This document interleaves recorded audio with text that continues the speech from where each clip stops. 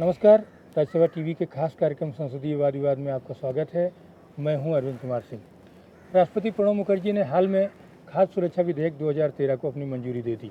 दुनिया का अपने तरीके का अनूठा खाद्य सुरक्षा कानून कई मायनों में कई तरह की विशिष्टताओं को लिए हुए है। इस पर 2 सितंबर 2013 को राज्यसभा में ऐतिहासिक बहस हुई। सांसदों ने जहां एक ओर सरकार के इस कदम की सराहना की, तारीफ की, वहीं दूसरी ओर माना कि मौजूदा पीडीएस सिस्टम में बहुत ही खामियां हैं और उनको दूर करना जरूरी है। आइए आपको दिखाते हैं ये episode. Now we have to take up statutory resolution and National Food Security Bill. माननीय उपसभापति जी, खाद्यान्न सुरक्षा का अधिकार मिले, मेरी पार्टी इसका पूर्ण रूप से समर्थन करती है। लेकिन जिस तरीके से यह अध्यादेश लाया गया और जो इस कानून के अंदर लिखा है, उसमें बहुत सुधार की गुंजाइश है। संविधान की धारा 123 के तहत अध्यादेश तब लाया जाता है जब संसद का सत्र बुलाने में समय हो और कोई ऐसा विषय आ गया हो जो सत्र तक प्रतीक्षा नहीं कर सकता। 5 जुलाई 2013 को ऑर्डिनेंस आया और 6 अगस्त 2013 को यह सेशन बुलाया। 30 दिन का समय था। 30 दिन में क्या होने वाला था कि संसद के दोनों सत्र चर्चा करके इसको पारित कर देते, इसमें सुधार ले आते। हम उसकी प्रतीक्षा नहीं कर सकते थे। मैंने जब इस ऑर्डिनेंस को पढ़ा तो इसकी क्लॉज 3 में लिखा है कि जिनको प्राथमिकता दी जाएगी, ऐसे जो घर हैं उनको रियायती दर के ऊपर 5 किलो पर व्यक्ति अनाज दिया जाएगा। क्लॉज 9 में है कि कितने लोगों को दिया जाएगा, यह केंद्र की सरकार तय करेगी। क्लॉज 10 क्या कहता है कि इस प्राथमिकता में कौन लोग आएंगे, यह राज्य तय करेंगे। अभी गाइडलाइंस बननी है। उस गाइडलाइन के बाद 365 दिन यानी 1 वर्ष के अंदर जिन घरों की को यह अनाज मिलेगा, उसकी प्राथमिकता की सूची बनेगी। उसके बाद यह डिस्ट्रीब्यूशन होगा। तो इस 30 दिन में तो कुछ होने वाला नहीं था। अध्यादेश जारी करने का अधिकार यह संवैधानिक अधिकार है। इसका सही उपयोग होता है कि 30 दिन के अंदर कुछ ना कुछ इसकी कार्रवाई आरंभ होनी थी, और इसलिए 30 दिन की हम प्रतीक्षा नहीं कर सकते थे और ऑर्डिनेंस के रूप से लाओ। यह राजनीतिक निर्णय हो सकता है, संविधान इसकी अनुमति नहीं देता। इस देश में एक संघीय ढांचा है और इस कानून को लागू करने की जिम्मेवारी है वो सारी राज्यों को दे दी गई है। अब राज्यों के मुख्यमंत्री जो अपने राज्यों के अलग अलग सुझाव दे रहे हैं कि मेरे राज्यों की जो योजना है वो इससे बेहतर है, या मेरे राज्यों की जो प्राथमिकता और आवश्यकता है इस कानून से अलग है, तो शायद बेहतर होता। The argument that 75% of the rural population and 50% of the urban population is going to ipso facto benefit from this. जो आउटर लिमिट होगी वो 75% और 50% होगी। ये कैप है, ये बेस नहीं है। अध्यक्ष जी, सच में national food security bill is repackaging of all existing food schemes. इस सदन में हमारे साथी श्री नरेश गुजराल ने एक प्रश्न पूछा था कि कितना पैसा खर्च हो रहा है मौजूदा योजनाओं पे, और ये कानून बन जाएगा तो कितना खर्च होगा। मंत्री जी ने जवाब दिया, और now it is 2013, even if there is no food security bill, our subsidy will go up to 1,13,000 crores. Now when the food security bill is implemented, which includes many schemes like midday meal scheme and other schemes for women and children and all things, the subsidy will be 1,25,000 crores.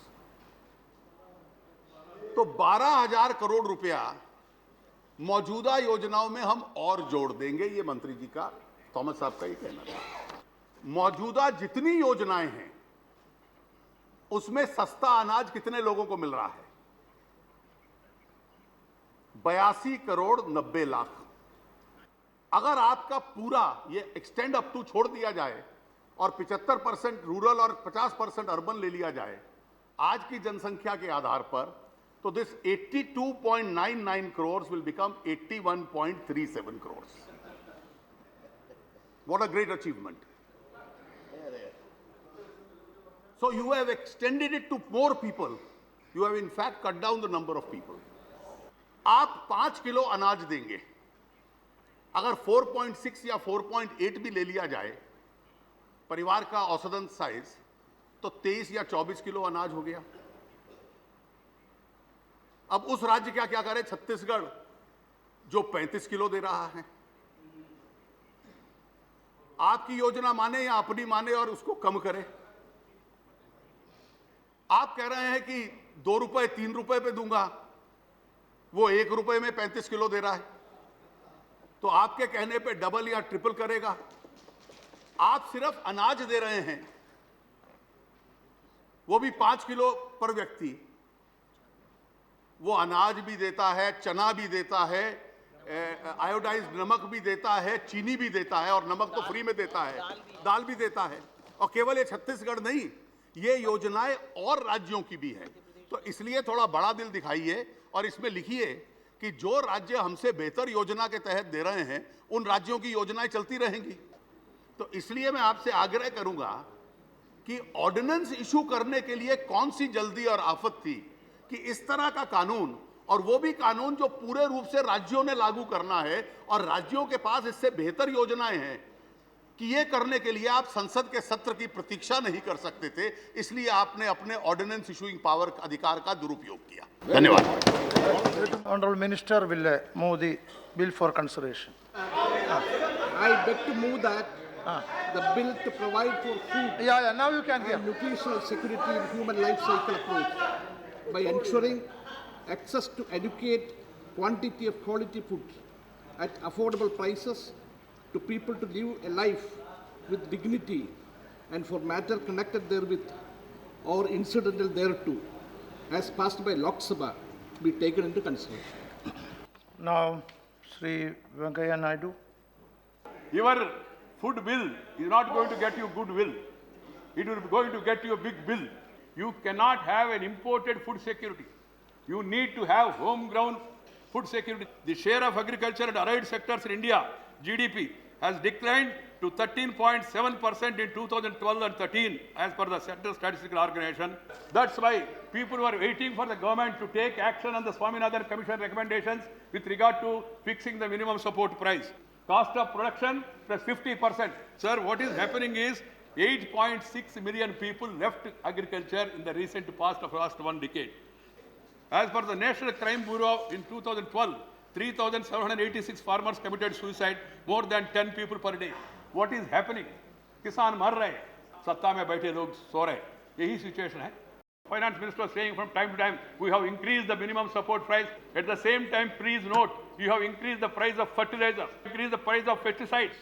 The price of seeds is going up. The cost of cultivation is going up. The tractor charges are going up. All the agriculture input costs are going up. And what you are giving for a minimum support price is only minimum.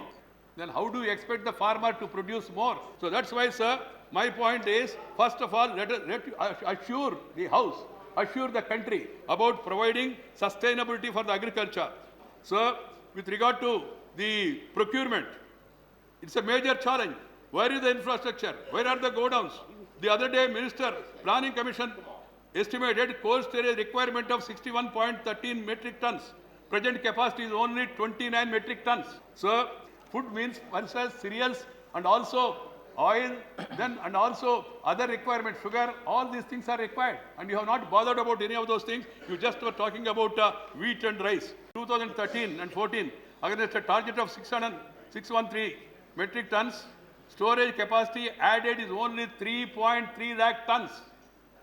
Mr. Minister, this is your reply to this House. At this race, how many years it will take to provide the needed capacity, storage capacity, both public and private, closed and covered and uncovered also. This is the real worry. How are you going to finance this scheme? Last year, the finance minister has brought a cut of 95,000 crores plan expenditure. Every segment, including education, house, has been affected. Are you going to put again another cut like this? Sir, the rupee is shrinking fast. The fiscal deficit on the rise. Trade deficit is widening. Current account deficit is increasing. Growth rate is going down. Your subsidy bill is bourgeoising. Investments are flowing out. No fresh capital is coming in. Investors, both domestic and global, lost confidence. The other day, the icon of Indian industry, Sri Ratan Tata, has opined that India has lost the confidence of the world. The food bill is going to negatively affect the states. Chhattisgarh is giving universal coverage 90% of the people. You are restricting it to 67%. Tamil Nadu government is going to forego 1,000 crores per year, 10 to 12 lakh tons of food grains per year, as per your allocation. And the other day, Minister, I heard him with attention in Lok Sabha. He said that it will be offset by providing additional food grains. Second is about Gujarat. Gujarat is going to lose around 1.47 crore people who are in the BPL. From 5.11 crore, it will come down to 3.66 crore. That is the apprehension. Please try to understand the apprehension. Thank you very much. Sri Budania. सभी को भरपेट खाना मिले, पौष्टिक खाना मिले और इसी के लिए कानूनी अधिकार देने के लिए ये बिल सरकार लेके आई। इस बिल से देश की 75% आबादी ग्रामीण और 50% आबादी शहरी इस खाद्य सुरक्षा से कवर होगी। इस बिल में गरीब व्यक्ति के लिए, प्रत्येक व्यक्ति के लिए 5 किलो अनाज प्रत्येक महीने मिलेगा, जिसमें 3 रुपये के जी चावल, 2 रुपये के जी गेहूं और 1 रुपये के जी मोटा अनाज उपलब्ध कराया जाएगा। यदि किन्हीं कारणों से ये अनाज उपलब्ध नहीं होता है तो उस परिवार को, उस व्यक्ति को नकदी में उसका भत्ता देने का भी प्रावधान इसमें रखा गया है। इस बिल से देश के 78 करोड़ गरीब लोगों को लाभ मिलेगा, जिस पर 1,25,000 करोड़ रुपए खर्च होंगे। मैं समझता हूं संसार के किसी भी देश में इस प्रकार की व्यवस्था नहीं है। इस बिल में जो विशेष बात रखी गई है उस पार्टी का नाम महिला सशक्तिकरण की, इसमें प्रावधान रखा गया है कि जिस परिवार में 18 वर्ष की महिला होगी वो उस परिवार की मुखिया होगी। महोदय, इस बिल के अंदर जो गर्भवती महिलाएं हैं, जो माताएं हैं, जो दूध पिलाती हैं, उनको पौष्टिक भोजन मिलेगा, गर्म खाना मिलेगा। जो गर्भवती महिलाएं हैं, जब वो बच्चा होगा तो उसको 6,000 रुपये जो है उसको मैटरनिटी की मिलेगी। 6 महीने से 14 वर्ष के बच्चों को इस खाद्य सुरक्षा बिल के तहत जो है पौष्टिक भोजन उपलब्ध कराया जाएगा। इस बिल के अंदर अनेक ऐसे प्रावधान हैं जो किसान के कृषि को प्रोत्साहित करने वाले हैं। इसमें मुख्य रूप से सिंचाई, अनुसंधान, कृषि विकास, विस्तार सेवाएं आदि पर विशेष ध्यान दिया गया है। किसानों को जो है सस्ती दर के ऊपर जो है वो ऋण उपलब्ध कराया जाएगा और उसको जो है उचित भाव दिया जाएगा। उसके लिए जो है स्टोरेज की व्यवस्था की जाएगी, उसके लिए जो है ट्रांसपोर्टेशन की व्यवस्था की जाएगी, उसके लिए रेल के जो है रैक्स की जो है वो विकास किया जाएगा। महोदय, ये कहा जा रहा है कि राज्य सरकार को दिए जा रहे अनाज में कटौती होगी।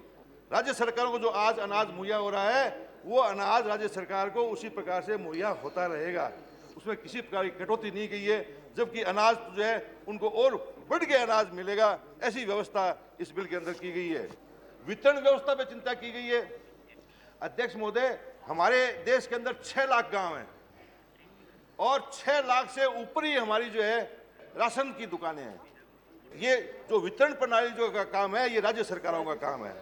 ग्रीवेंसेस कैसे दूर होंगे, इसके लिए प्रावधान किए गए हैं। उपाध्यक्ष महोदय, इस बिल के अंदर साफ कहा गया है स्टेट गवर्नमेंट्स को जो है आयोग बनाने के लिए की बात कही गई है, वहां पर जो है नोडल ऑफिसर लगाने की बात कही गई है, वहां पर जो है इस प्रकार की हमारी पंचायतें हैं, हमारा आधार कार्ड है, हमारी जो है आंगनबाड़ियां हैं, ऐसे अनेक संस्थाएं हैं जो इस काम को करने में लगेंगी।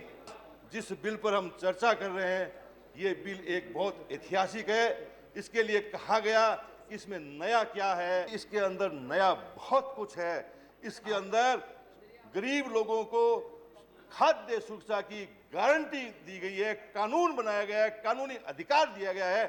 ये नई बात है। इस चर्चा में शामिल सांसदों का मानना था कि सरकार की तैयारियां आधी अधूरी हैं और अध्यादेश को लाने की जरूरत नहीं थी। फिलहाल लेते हैं एक छोटा सा ब्रेक और इसके बाद दिखाएंगे आपको वाद विवाद का बाकी हिस्सा। Is this going to solve our problem of malnutrition and stunted children? Almost 1 out of 2 children born in the world are from India. Malnutrition and stunted children, we are number 1. Sir, here again there is so much emphasis on cereal, And cereal is not the solution for two problems. Cereal, without going into the details, as everybody would know, will not be the perfect balanced diet. And the second thing for cereal, you're encouraging farmers to do more cereal production. And so our imports, be it for oil or be it for pulses, we will continue to import those, import oil and pulses. Break के बाद आपका स्वागत है। आप देख रहे हैं हमारा खास कार्यक्रम संसदीय वाद विवाद। मैं हूं अरविंद कुमार सिंह। खास सुरक्षा से जुड़ी बेहद गंभीर चर्चा में सांसदों ने कई महत्वपूर्ण बातें रखी। कुछ एक का मानना था कि बगैर पीडीएस सिस्टम को दुरुस्त किए खास सुरक्षा को जमीनी स्तर पर पहुंचाना संभव नहीं है। आइए आपको दिखाते हैं वाद विवाद का आगे का अंश। कुमारी मायावती जी, किस विधेयक में गरीब जन साधारण लोगों को विभिन्न स्तर पर जो खाद्य सुविधाएं देने की बात कही गई है, उनमें से ज़्यादातर सुविधाएं विभिन्न विभागों के जरिए इन लोगों को पहले से ही मिल रही हैं और उनका बजट में भी पहले से ही प्रावधान किया गया है। इस विधेयक में कुछ और नई योजनाओं को जोड़कर ऐसा इंप्रेशन दिया जा रहा है कि जैसे केंद्र की सरकार देश के गरीब जनसाधारण लोगों के ऊपर बहुत ज़्यादा खर्चा करने के लिए जा रही है, जबकि इस हकीकत से जनता को अनभिज्ञ नहीं रखा जा सकता है। देश में आज भी कुछ ऐसे राज्य हैं जहां इन वर्गों में से गरीब लोगों को एक वक्त भी पूरा पेट भर खाना नहीं मिलता है, खासतौर से जो SC, ST, OBC वर्गों के लोग हैं। हमारी पार्टी ये चाहती है कि देश में गरीब जनसाधारण लोगों को राष्ट्रीय खाद्य सुरक्षा विधेयक के तहत गेहूं, चावल व मोटे अनाज आदि को सस्ते दामों में देने के लिए जो कीमत तय की गई है, उसकी आधी कीमत में इन SC, ST व OBC वर्गों के लोगों को ये खाद्य सामग्री देने की व्यवस्था इस विधेयक में ज़रूर होनी चाहिए। ये ज़्यादा उचित होता कि केंद्र सरकार इसका शुरू में अध्यादेश और अब विधेयक लाने से पहले देश के सभी राज्यों के मुख्यमंत्रियों की इकट्ठा बैठक बुलाकर वे उनकी सभी आर्थिक परेशानियों को समझकर उन्हें पहले गुड फेथ में ले लेती। इसके साथ ही सर्वदलीय बैठक में भी इस मामले में आम राय बनाकर इसके बाद फिर इसे विधेयक के रूप में सीधा संसद में पास कराने के लिए लाना चाहिए था। इस लाए गए विधेयक में गरीब लोगों को सस्ते दामों में केवल चावल, गेहूं व मोटा अनाज देने की ही बात कही गई है। इसमें नमक, तेल व दाल आदि भी जरूर शामिल किया जाना चाहिए था। इस विधेयक में ये भी कहा गया है कि राष्ट्रीय खाद्य सुरक्षा योजना का लाभ 75% देहातों में व 50% शहरों के गरीब लोगों को दिया जाएगा, लेकिन इस अनुपात में देहातों के लिए खाद्य सामग्री का कोटा भी ज़रूर बढ़ना चाहिए था। हर महीने केवल 5 किलो खाद्य सामग्री देने की बात इस विधेयक में कही गई है। 5 किलो आप एक व्यक्ति को एक महीने के हिसाब से देंगे, 15 दिन में वो खा के अलग हो जाएंगे, 15 दिन वो मेरे ख्याल वो भजन करते रहेंगे। इस योजना के तहत दी जाने वाली खाद्य सामग्री भी गरीब लोगों को क्वालिटी के हिसाब से ठीक हालत में मिलनी चाहिए और इसके लिए केंद्र की सरकार को खाद्य सामग्री के भंडारण की भी युद्ध स्तर पर विशेष व्यवस्था करनी होगी। इसके साथ ही इस योजना को ठीक ढंग से व समय से लागू कराने के लिए इस विधेयक में विभिन्न स्तर पर जो अनेकों नियम व कानून आदि बनाए गए हैं, उनका भी सख्ती से पालन कराना होगा और इसकी जांच पड़ताल के लिए केंद्र व राज्यों की सरकारों को अपने अपने स्तर पर एक विशेष निगरानी व समीक्षा सेल बनाने की तरफ भी इन्हें ज़रूर ध्यान देने की ज़रूरत है। इस योजना का ज़्यादातर खर्चा राज्यों के ऊपर छोड़ा गया है, तो ऐसी स्थिति में ये योजना राज्यों में कामयाब होने वाली नहीं है। इसके अलावा इस योजना को लागू करते समय हमें किसानों के हितों का भी हर मामले में व हर स्तर पर पूरा ध्यान रखना होगा। इस विधेयक में ये बात पूरे तौर से स्पष्ट नहीं की गई है कि इस योजना को चलाने के लिए इसके आर्थिक स्रोत क्या क्या होंगे। इसके साथ साथ हमें इस बात की तरफ भी जरूर ध्यान देना होगा कि देश की ऐसी खराब आर्थिक स्थिति के होते हुए इनकी कही हुई ये बात अब इस योजना के लिए केवल एक कोरी कहावत ही बनकर रह जाएगी। Thank you. श्री सीताराम येचुरी। हम चाहते हैं करें कि सबको अन्न सुरक्षा मिले अपने देश के अंदर, लेकिन जो प्राथमिकता इस बिल को, इस विधेयक को लाने के लिए जो लिखा गया, उस प्राथमिकता को अगर आप पढ़ेंगे तो ये ऑब्जेक्टिव जो लिखे गए हैं वो जो है इन प्रावधानों के चलते हुए वो लागू नहीं हो सकता। आप पौष्टिक आधार देंगे, जितना ज़रूरी है उतना देंगे, और इज्जत के साथ जिंदा रहने की अधिकार देंगे। और यहाँ पर जो प्रावधान आपने दिए अपने सेक्शनों में, उसके अंदर आपने कहा कि 67% आबादी को ही ये अधिकार मिलेगा, 33% आबादी को इज्जत के साथ जीने की अधिकार नहीं, पौष्टिक आधार मिलने की अधिकार नहीं। अगर ये मानकर चलेंगे आप कि 33% आज हमारे देश के अंदर वो पेट भर के खा रहे हैं, इज्जत के साथ जी रहे हैं, तो आप ही के आंकड़े निकाल के देख लीजिए जो आपके प्लानिंग कमीशन दिखाता है, आपके कुपोषण से जो आपके बच्चे जो है आज उसके परसेंटेज निकाल के देख लीजिए आप, तो आपको जाहिर होगा कि इस तरीके की ज़िंदगी जो इज्जत के साथ जी रहे हैं पेट भर के, उस तरीके के लोग 33% नहीं हैं। तो आज ये अधिकार सबको मिलनी चाहिए। दूसरी बात, आपने कहा कि 5 किलो देंगे प्रति व्यक्ति। अगर ये इज्जत के साथ जीना है, पेट भर के खाना है, 5 किलो प्रति व्यक्ति के लिए 1 महीने के लिए, क्या ये संभव है? अब इसको आपको बढ़ाना होगा, और ये भी संशोधन हम चाहेंगे ये करें कि 5 से लेकर 7 तक कम से कम 35 किलो अनाज दीजिए हर परिवार को। और तीसरी बात, आपने कहा 3 रुपए, 2 रुपए और 1 रुपए में देंगे। ऐसे राज्य है हमारे देश के अंदर जहाँ पर मुफ्त बांटा जाता है गरीब को अनाज, ऐसे राज्य है जहाँ पर 1 रुपए में दिया जाता है, ऐसे राज्य है जहाँ पर 2 रुपए में दिया जाता है। अब उन सब के लिए आप 3 रुपए की बाधा लगा देंगे आप केंद्र कानून से, तो राज्यों के अंदर जो हो रही है, राष्ट्रों के अंदर जो हो रही है काम, उसके अंदर रुकावट आएगी। इसको बदलनी होगी। हर किलो प्रति माह 2 रुपए से ज़्यादा नहीं होनी चाहिए किलो तक। और चौथा, बहुत सारे राज्य ऐसे हैं जहाँ पर जो अधिकार जो मिल रहा है वो इससे ज़्यादा आज इस विधेयक के चलते हुए वो अनाज की तादाद घटेगी। तो हम चाहेंगे कि आप कम से कम सब लोगों को ये अधिकार दीजिए जो आपके टैक्स जमा नहीं करते, उतने लोगों को तो दीजिए ये अधिकार, ताकि सही ढंग से इज्जत के साथ जिंदा रहने की अधिकार और भूखमरी को मिटाए। हम 60 साल के आज़ादी के बाद पहली बार ये मौका मिल रहा है, इसको मिटाइए। Thank you very much. Shri Derek O'Brien. In principle, we agree with the concept of food for all. I want to stress on the 2 broad points we want to make today. First, the mockery of federalism, and the second is on the execution of the plan. Section 38 of this bill. Sir, this kind of law will have an impact on how the states manage their funds, especially debt-stressed states like the state I come from and a few others like Kerala and Punjab, where we will not be able to prioritize our own programs. Sir, the second point, Section 23, this is what the suggestion is made. When the center cannot supply from the central pool the grains to the state has to buy the grain on their own. Now here's the problem, and the reimbursement, let's say if the state buys at X, the reimbursement may be below X. So the state, in fact, will be losing money. Why? Because the central pool could not supply the grains. And third, sir, quickly on setting up of infrastructure, whether you take the redressal mechanism, whether you take the state food commission, whether you take storage, transport, distribution, all these points here, it's not very clear as to how much of the burden the state has to bear. Sir, quickly some points on the execution, sir.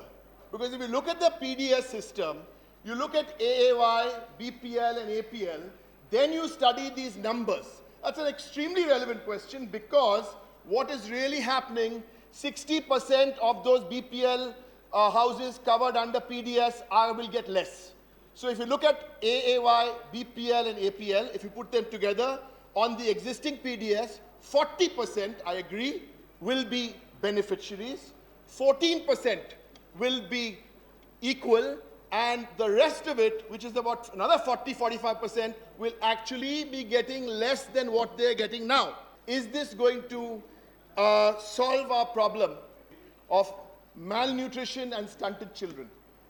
Almost 1 out of 2 children born in the world are from India. Malnutrition and stunted children, we are number 1.